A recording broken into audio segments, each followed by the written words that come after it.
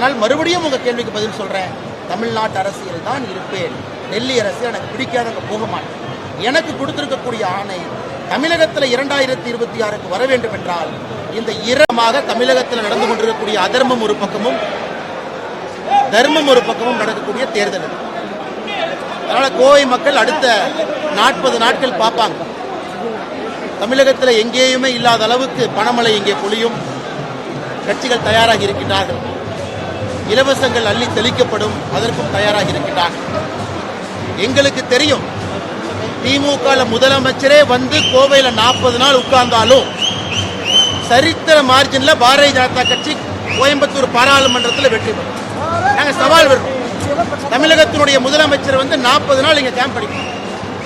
கோயம்புத்தூர் மக்கள் தெளிவாக இருக்கின்றார்கள். மாற்றம் வேண்டும். கோயம்புத்தூர்ல வளர்ச்சி இல்லை.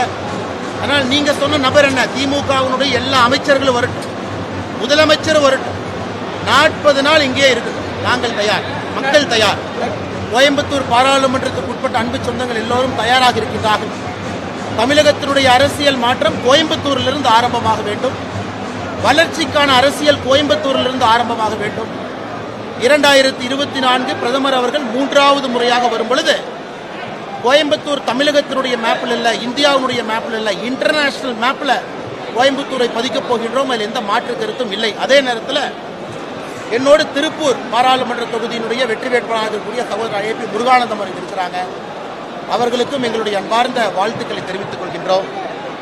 தமிழகத்தில் பாரதிய ஜனதா கட்சி போட்டியிடக்கூடிய எல்லா தொகுதிகளும் பாரதிய ஜனதா கட்சியினுடைய சின்னத்தில் நம்முடைய கூட்டணி கட்சி நண்பர்கள் போட்டியிடக்கூடிய எல்லா தொகுதிகளுக்குமான வேட்பாளரை அறிவித்திருக்கின்றோம். அதே நேரத்தில் நம்முடைய கூட்டணி கட்சி தலைவர்கள் மீதம் இருக்கக்கூடிய எல்லா தொகுதியில் அவங்க எங்க போட்டியிடுறாங்களோ அதற்கான வேட்பாளர் அறிவித்திருக்கின்றார்கள்.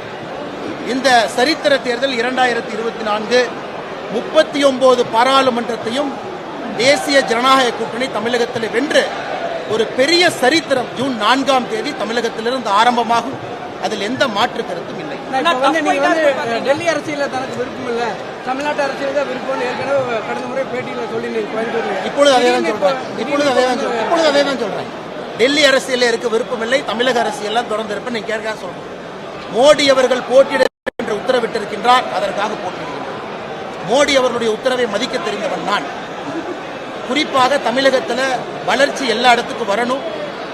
2026 பாரதிய ஜனதா கட்சி ஆட்சி அமைக்கும் பொழுது மக்கள்கிட்ட நாங்கள் காட்டணும். எதை காட்டுவாங்க? மக்கள்கிட்ட எங்களுடைய பாராளுமன்ற உறுப்பினர்கள் மக்கள்கிட்ட காட்டணும்.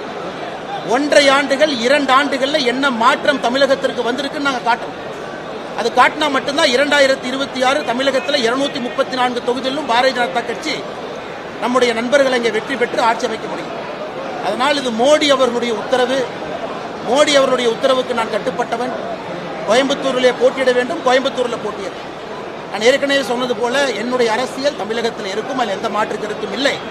ஆனால் 2026 தமிழகத்தில் பாரதிய ஜனதா கட்சி ஆட்சி அமைக்க முற்படும் பொழுது எங்களுடைய பாராளுமன்ற உறுப்பினர்கள் அந்த கிடைக்கக்கூடிய 2 ஆண்டுகளில் அந்த நகரம், அந்த கிராமம், அந்த தொகுதியினுடைய பொலிவை மாற்றி ஒரு வளர்ச்சியிலே வைத்திருக்கின்றாங்க. அதனால் மோடி அவர்களுடைய நீண்ட நெடிய திட்டம் இது. ஏன்னா மோடி அவர்கள் தமிழகத்துக்கு இத்தனை நாள் வர்றாங்க, எம்பிக்கா வர்றாங்க நினைச்சிக்கலாம்னா, மோடி அவர்கள் தமிழகத்திற்கு வருவது 2026 ஆட்சி அமைப்பது. 400 எம்பிக்களை பெற்று நாங்கள் ஆட்சி அமைத்தாலும் கூட எங்களுடைய குறி 2026 நோக்கி மோடி அவர்கள் தெளிவாக இருக்கிறாங்க.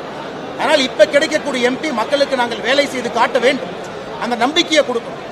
ஆயிரக்கணக்கான கோடி ரூபாய் பணத்தை கொண்டு வரணும். கோயம்புத்தூரை அடிப்படையிலிருந்து மாற்ற வேண்டும். ஒரு தொழில் நகரமும் ஏன் பாரதிய ஜனதா கட்சி நிற்குது?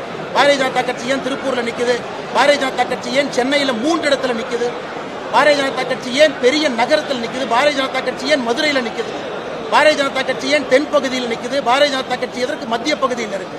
பாரதிய ஜனதா கட்சி எதற்காக தனியாக 23 இடத்துல போட்டியிடும்? அதற்கெல்லாம் அடிப்படை காரணம் மாற்றி காட்டுகின்றோம், சபதம் எடுத்திருக்கிறோம். அடியோடு தமிழகத்தை மாற்றி காட்டுகின்றோம். வளர்ச்சினா என்னன்னு முதலாக தமிழக மக்களுக்கு மக்களாக உழைத்து வளர்ச்சியை பார்த்திருக்காங்க. கோயம்புத்தூர், திருப்பூர்ல பீனிக்ஸ் பறவையை போல அவர்களுடைய உழைப்பு. முதலாக அரசு சேரும் பொழுது வளர்ச்சி என்ன என்பதை தமிழகத்தினுடைய சொந்தங்கள் 2024 26 வரைக்கும் பார்ப்பாங்க. அதனால் மறுபடியும் உங்க கேள்விக்கு பதில் சொல்றேன். தமிழ்நாட்டு அரசியல் தான் இருப்பேன். டெல்லி அரசியல் எனக்கு பிடிக்காதவங்க போக மாட்டேன். எனக்கு கொடுத்திருக்கக்கூடிய ஆணை தமிழகத்தில் 2026க்கு வர வேண்டும் என்றால் இந்த 2 ஆண்டுகள் எங்களுக்கு கிடைக்கக்கூடிய அந்த 700 சில்லற நாள்ல முழுவதுமாக அடிப்படையோடு தமிழக அரசியலை மாற்றுவது மட்டுமில்ல, வளர்ச்சி, நிஜ வளர்ச்சினா என்ன நாங்கள் காட்டப் போகின்றோம். தெளிவான ஒரு பார்வையோடு எல்லோரும் களமிறங்கி